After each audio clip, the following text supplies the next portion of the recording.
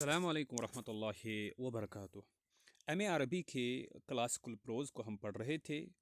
Class کی نثر جو ہے یہ ایم اے عربی مانو کہ فرسٹ سیمسٹر کا پہلا پیپر ہے۔ اس کو ہم پڑھ رہے تھے، جس میں پچھلی کلاس میں ہم نے نثر کے بارے میں، نثر کی تعریف اور ڈیفینیشن کو جانا۔ آج نثر کی مختلف قسموں کو یعنی ڈسکس کریں گے۔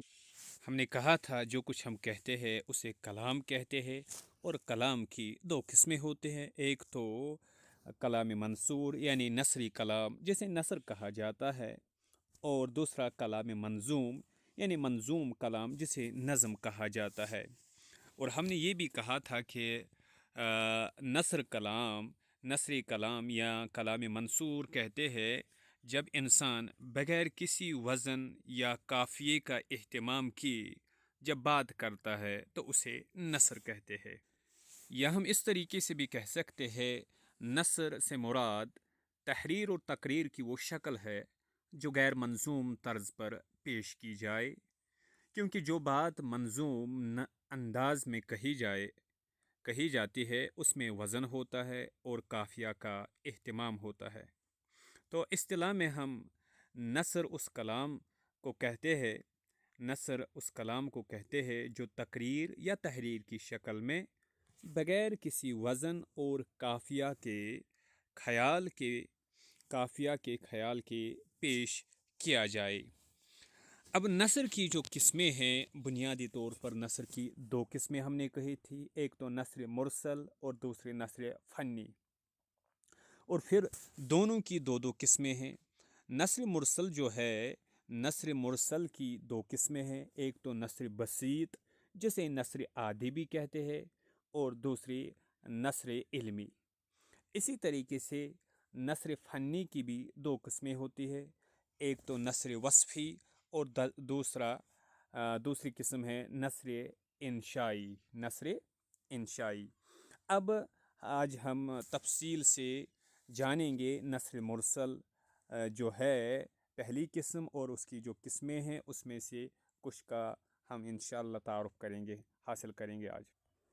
اب سوال یہ ہے کہ نثر مرسل کسے کہتے ہیں؟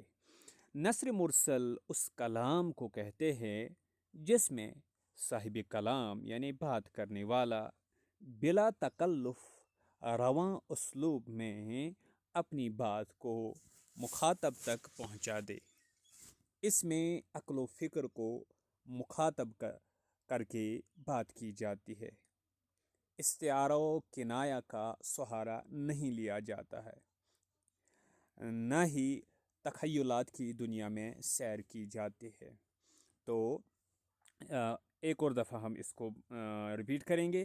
نثر مرسل اس کلام کو کہتے ہیں، اس بات کو کہتے ہیں جس میں صاحب کلام بات کرنے والا بلا تکلف، کسی تکلف اور مصنوعیت کے بغیر رواں اسلوب میں اپنی بات مخاطب کو سننے والے کو مخاطب تک پہنچا دے، سننے والے تک پہنچا دے۔ اس میں عقل و فکر کو مخاطب کیا جاتا ہے، ایڈریس کیا جاتا ہے، اپیل کیا جاتا ہے۔ مخاطب اس میں عقل و فکر کو مخاطب کر کے بات کی جاتی ہے۔ استعارہ و کنایہ کا استعمال نہیں کیا جاتا، اس میں اشاروں سے کام نہیں لیا جاتا، اور نہ ہی تخیلات کی دنیا میں سیر کی جاتی ہے۔ اب یہ جو نثر مرسل ہے اس کی دو قسمیں ہیں، ایک تو نثر بسیط جسے ہم نثر عادی بھی کہتے ہیں، دوسرا نثر علمی۔ اب سوال یہ ہے کہ نثر بسیط جسے نثر عادی بھی کہتے ہیں، اس کی ڈیفینیشن اور تعریف کیا ہے؟ نثر بسیط اس کو نثر عادی بھی کہتے ہیں، یعنی نثر عمومی، نثر عادی، نثر بسیط ایک ہی چیز کے مختلف نام ہیں۔ در حقیقت یہ نثر کا ابتدائی مرحلہ ہے۔ کسی بھی صاحب کلام بات کرنے والے کا ایک مرحلہ ایسا ہوتا ہے جب وہ اپنی بات عام فہم انداز میں رکھتا ہے، رفتہ رفتہ اسے الفاظ اور تعبیرات کے استعمال کا شعور حاصل ہوتا ہے، بیان پر قدرت حاصل ہوتی ہے، الفاظ و معانی کے مختلف گوشوں سے واقفیت حاصل ہوتی ہے، موقع کے اعتبار سے اظہاری خیال کرتا ہے۔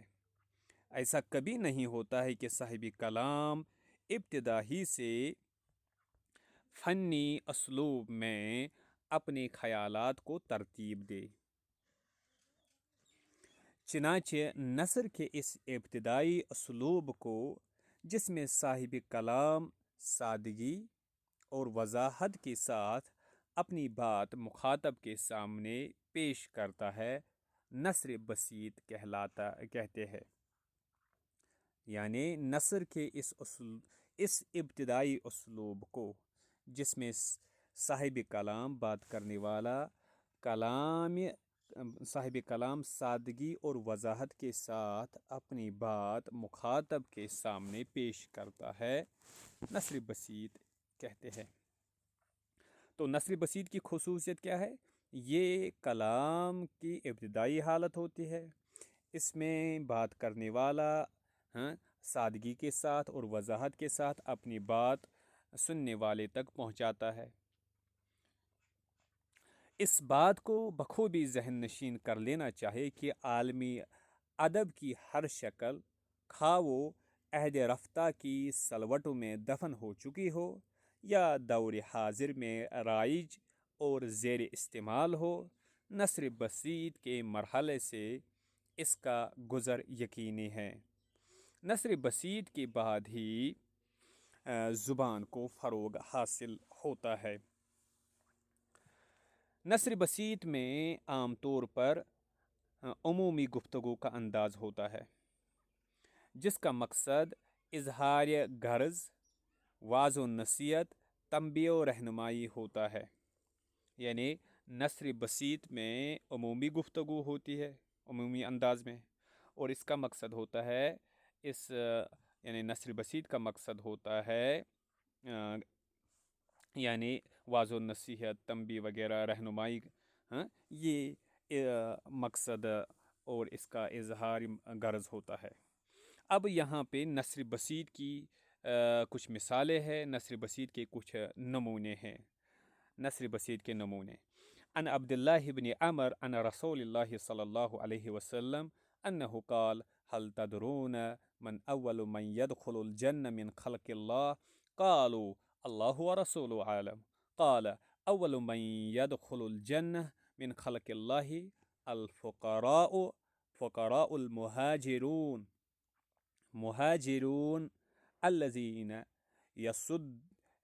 الذين يسد بهم الثغور وتتقى بهم المكاره ويموت أحدهم وحاجته في صدوره لا يستطيع لها قضاء فيقول الله لمن يشاء من ملائكته ائتوهم فحيوهم فيقول الملائكة ربنا نحن سكان سماواتك وخياراتك من خلقك أفتأمرنا أن نأتي هؤلاء فنسلم عليهم قال إنهم كانوا عبادا يعبدونني لا يشركون به شيئا وتسد بهم الثغور وتتقى بهم المكاره ويموت أحدهم وحاجته في صدره لا يستطيع لها قضاء قال فتأتيهم الملائكة عند ذلك فيدخلون عليهم من كل باب سلام عليكم بما صبرتم فنعم عقبى الدار رواه ابن حبان۔ ترجمہ اس کا ہے، حضرت عبداللہ بن عمر رضی اللہ عنہما نے اللہ کے رسول صلی اللہ علیہ وسلم سے نقل کیا ہے کہ اللہ کے رسول صلی اللہ علیہ وسلم نے فرمایا، کیا تم لوگوں کو معلوم ہے کہ اللہ کی مخلوق میں سب سے پہلے جنت میں کون داخل ہوگا؟ صحابہ نے عرض کیا، صحابہ رضوان اللہ علیہم اجمعین نے کہا، اللہ اور اس کے رسول زیادہ جانتے ہیں۔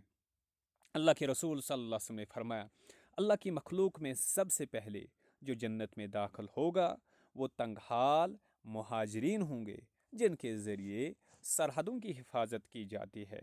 ناگوار صورتحال میں ان کو آگے رکھ کر بچاؤ کا انتظام کیا جاتا ہے، اور ان میں سے کسی کو جب موت آتی ہے تو اس کی ضرورت اس کے سینے میں ہی رہ جاتی ہے، اس کو وہ پورا بھی نہیں کر پاتا ہے۔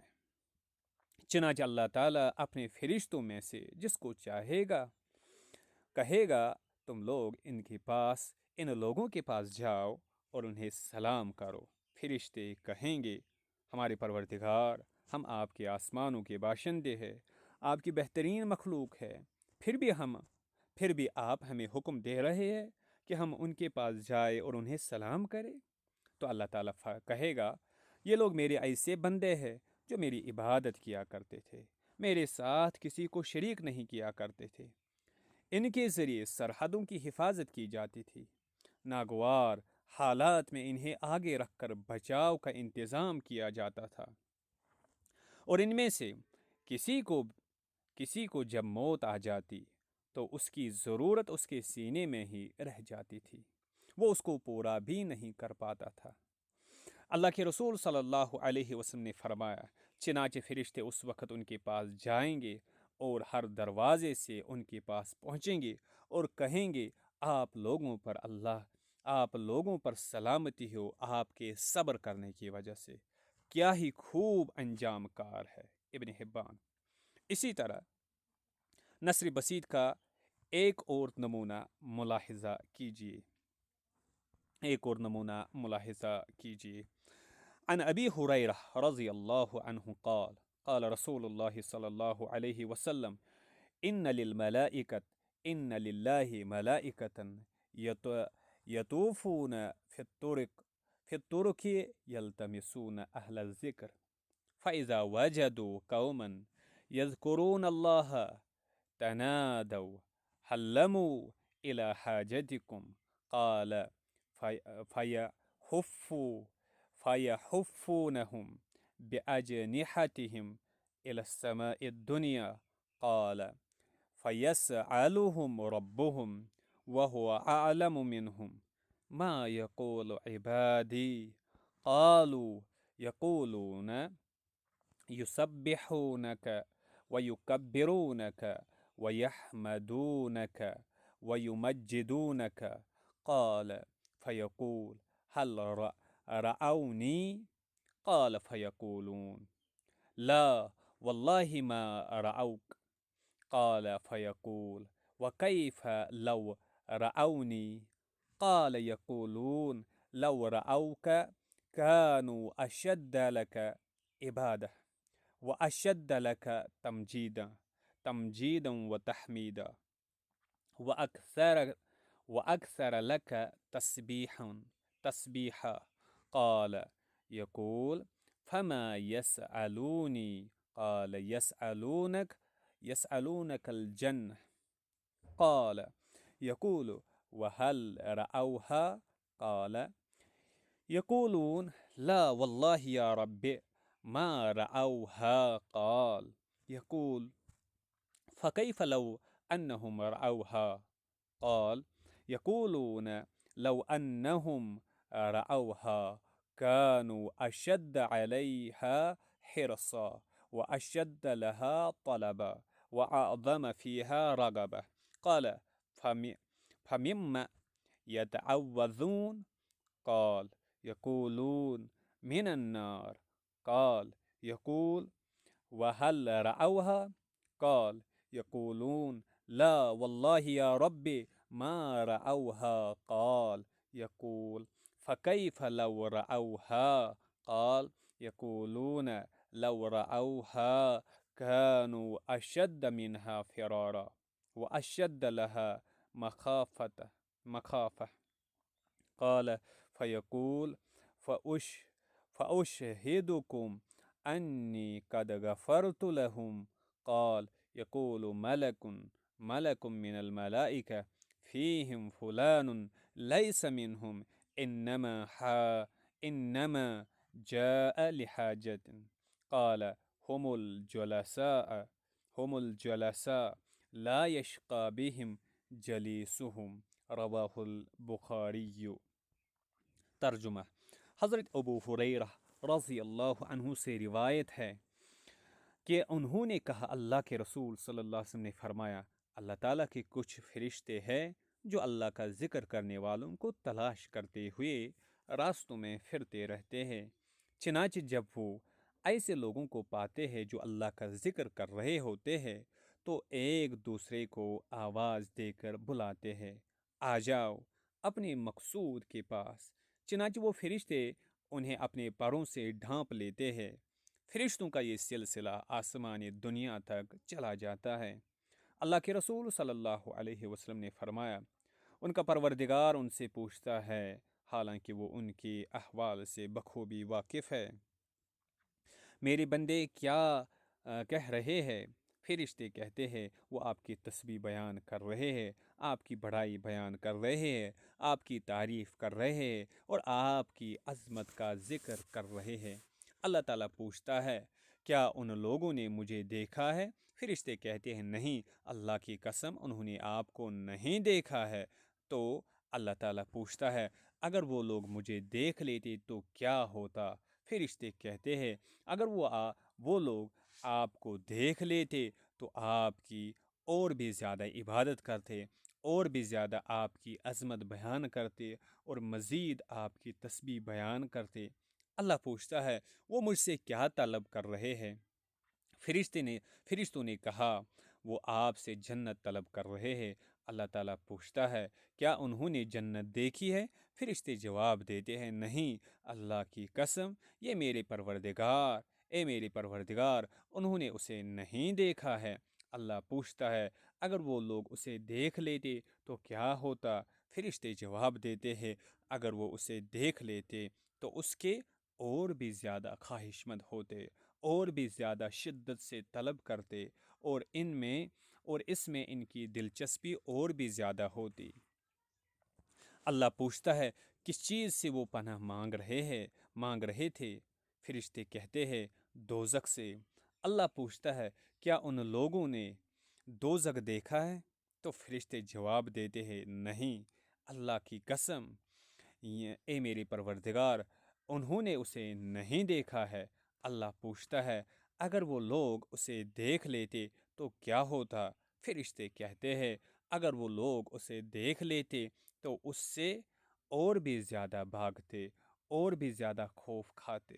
چنانچہ اللہ تعالیٰ کہتا ہے، میں تم لوگوں کو گواہ بناتا ہوں کہ میں نے ان لوگوں کی مغفرت کر دی۔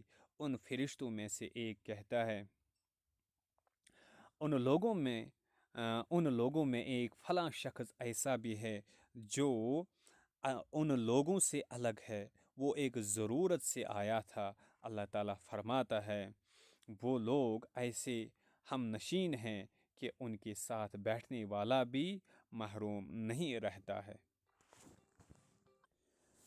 نثر مرسل کی جو دو قسمیں تھیں، ایک تو نثر بسیط جسے نثر عمومی یا عادی بھی کہتے، دوسری قسم تھی نثر علمی۔ اب نثر علمی کسے کہتے ہیں، اس کی ڈیفینیشن ہے۔ نثر مرسل کی دوسری قسم نثر علمی ہے۔ اس نثر کے ذریعے کسی علمی موضوع پر اظہار خیال کیا جاتا ہے، اسی وجہ سے اسے نثر علمی کہتے ہیں،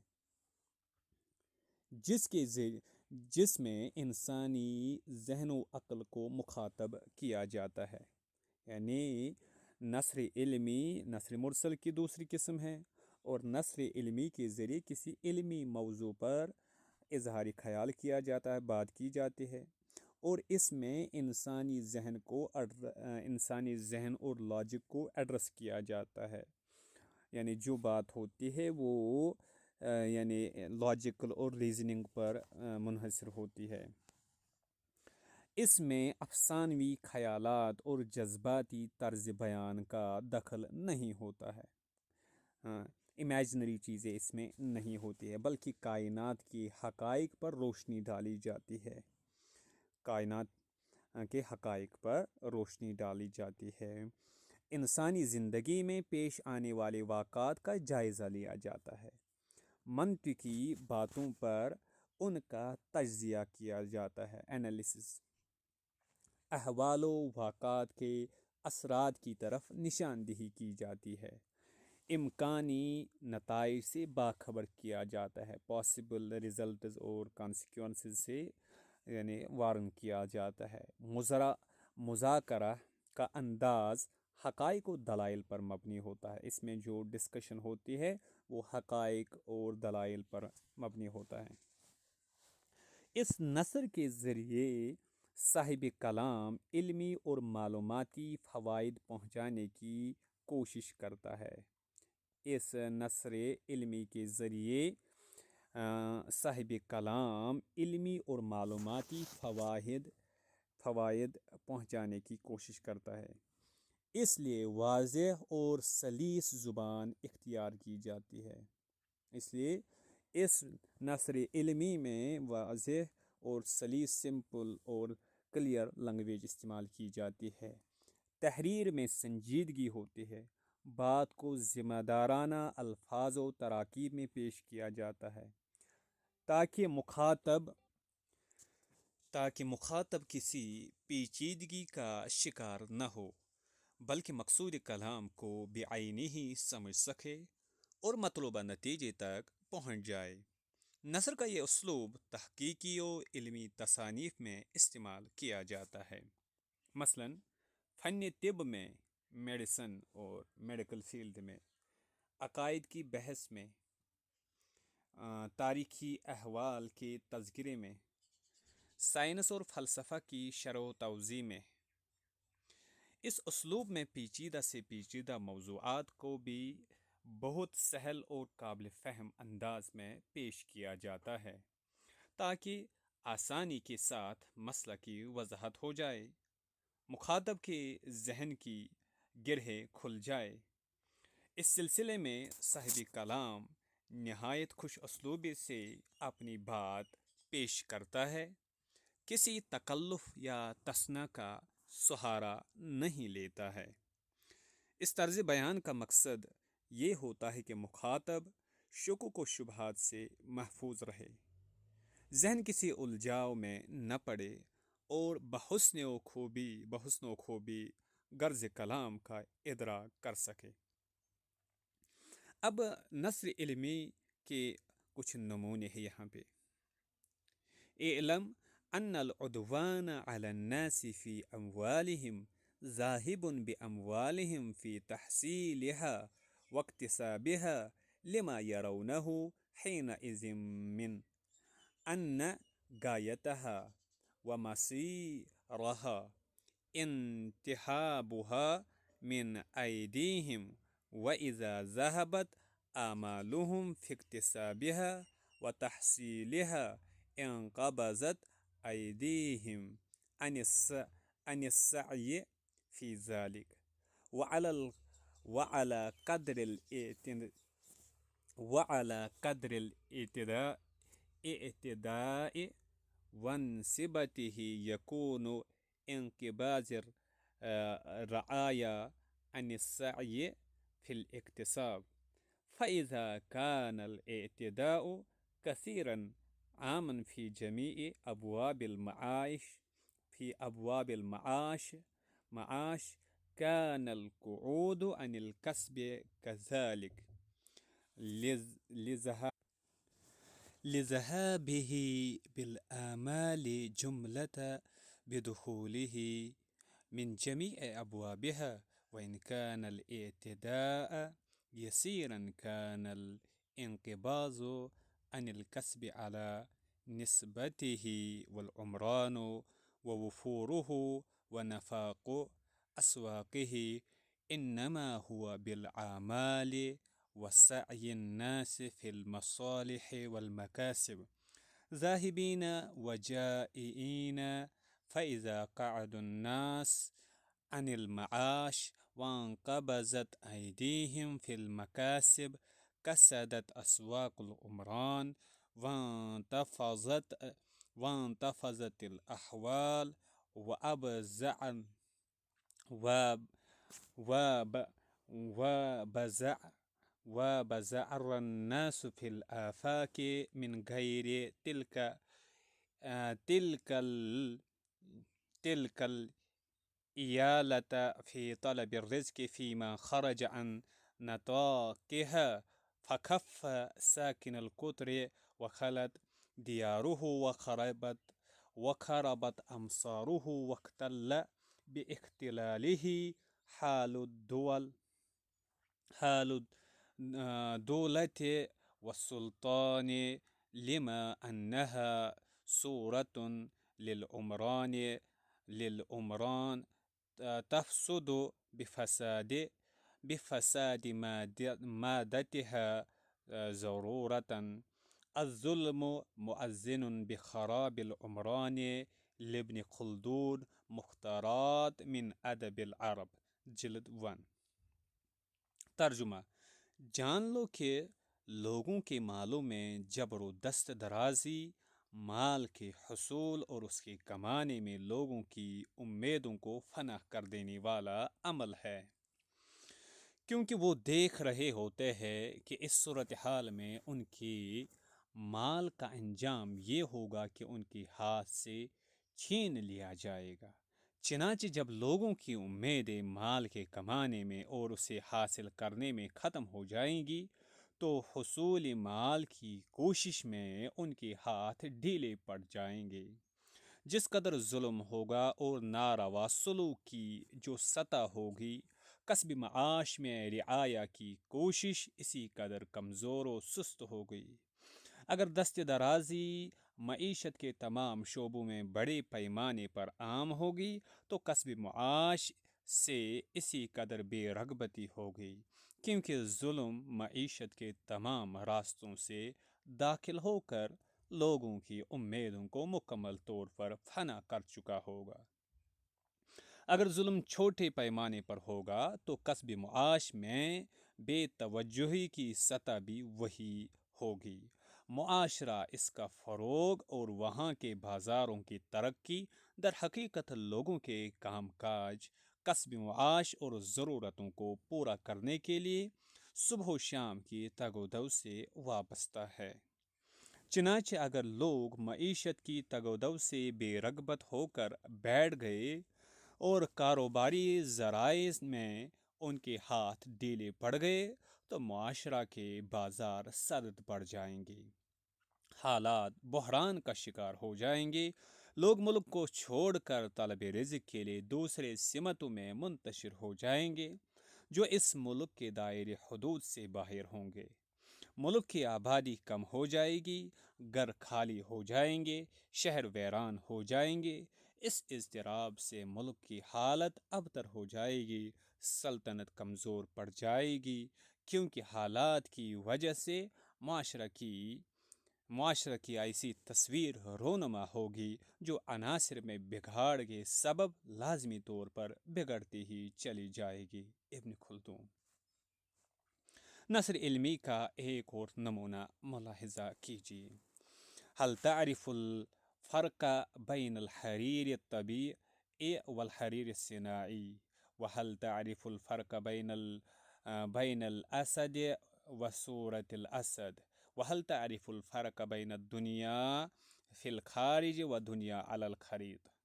وهل تعرف الفرق بين عملك في اليقظة وعملك في المنام؟ وهل تعرف الفرق بين إنسان يسعى في الحياة وبين إنسان من جبس وزع في متجر لتعرض عليه الملابس؟ وهل تعرف الفرق بين نائحة الثكلى ونائحة المستأجرة، وبين التكحل في العينين والكحل؟ وهل تعرف الفرق بين السيف يمسكه الجندي المحارب وبين السيف الخشبي يمسكه الخطيب يوم الجمعة؟ وهل تعرف الفرق بين الناس في الحياة والناس على الشاشة البيضاء؟ وهل تعرف الفرق بين الصوت والصدى والصدى؟ إن عرفت ذلك فهو بعينه الفرق بين بين دين الحق ودين الصناعي. يكد الباحثون أذهانهم ويجهد ويجهد المورخون أنفسهم في تقليب صحفهم ووثائقهم عن تعرف السبب في أن المسلمين أول أمرهم أتى أبا العجائب فغزوا وفتحوا وسادوا، والمسلمين في آخر أمرهم أتوا بالعجائب أيضا فضعوفوا وضلوا واستكانوا، والقرآن هو القرآن، وتعاليم الإسلام هي تعاليم الإسلام، ولا إله إلا الله هي لا إله إلا الله، وكل شيء هو كل شيء، ويذهبون في تعليل ذلك مذاهب شتى ويسلكون مسالك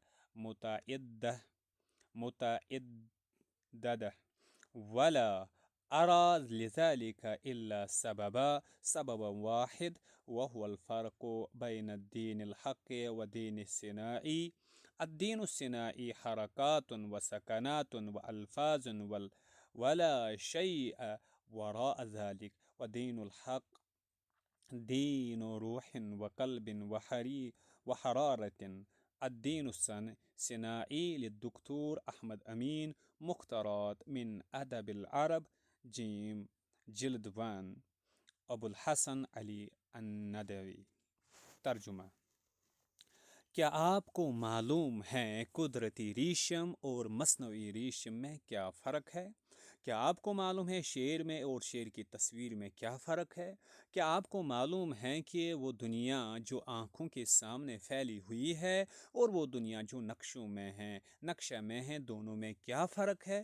کیا آپ کو معلوم ہے کہ حالت بیداری میں آپ کوئی کام کرے اور خواب میں کوئی کام کرے، دونوں میں کیا فرق ہے؟ کیا آپ کو معلوم ہے کہ وہ انسان جو زندگی کی حرارت کے ساتھ نقل و حرکت کرتا ہے اور وہ انسان جو مٹی اور گارے سے تیار شدہ کسی دکان میں نصب کیا ہوا ہوتا ہے، جس پر پوشاک کی نمائش کی جاتی ہے، دونوں میں کیا فرق ہے؟ کیا آپ کو معلوم ہے کہ وہ رونے والی عورت جس کا بیٹا وفات پا چکا ہو اور وہ عورت جو اجرت لے کر روتی ہے، دونوں میں کیا فرق ہے؟ اور ان آنکھوں میں جو سرما لگا کر سیاہ کی گئی ہو اور وہ آنکھیں جو قدرتی طور پر سیاہ ہو، دونوں میں کیا فرق ہے؟ کیا آپ کو معلوم ہے کہ وہ تلوار جو میدانی جنگ میں فوجی کے ہاتھ میں ہوتی ہے اور وہ چوبی تلوار جو جمعہ کے دن خطیب کے ہاتھ میں ہوتی ہے، دونوں میں کیا فرق ہے؟ کیا آپ کو معلوم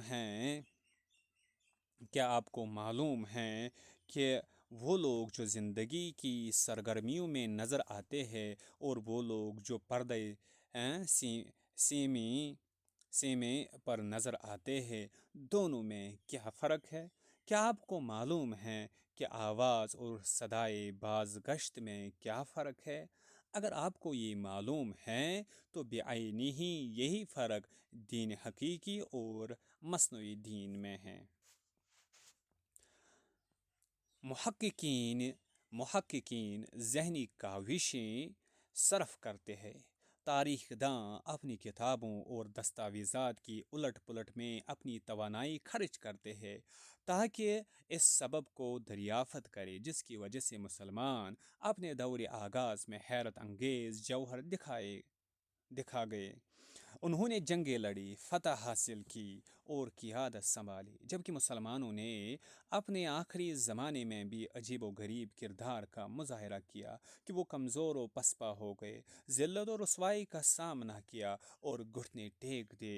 حالانکہ قرآن وہی قرآن ہے، اسلام کی وہی تعلیمات موجود ہے، کلمہ لا الہ الا اللہ بھی وہی لا الہ الا اللہ ہے، ہر ایک چیز بعینی ہی وہی ہے۔ اس کی توجہ بیان کرنے میں لوگ اب مختلف زاویہ نظر اختیار کرتے ہیں اور مختلف پہلوؤں سے اس کا تجزیہ کرتے ہیں، جبکہ میں اس پس منظر میں صرف ایک ہی وجہ پاتا ہوں، اور وہ ہے دین حقیقی اور مصنوعی دین کا فرق۔ مصنوعی دین محض حرکات و سکنات اور الفاظ پر مشتمل ہوتا ہے، ان کے علاوہ اور کچھ نہیں، جبکہ دین حقیقی روحانیت کا دین ہے، قلبی تعلق کا دین ہے اور ایمانی حرارت کا دین ہے۔ ڈاکٹر احمد امین۔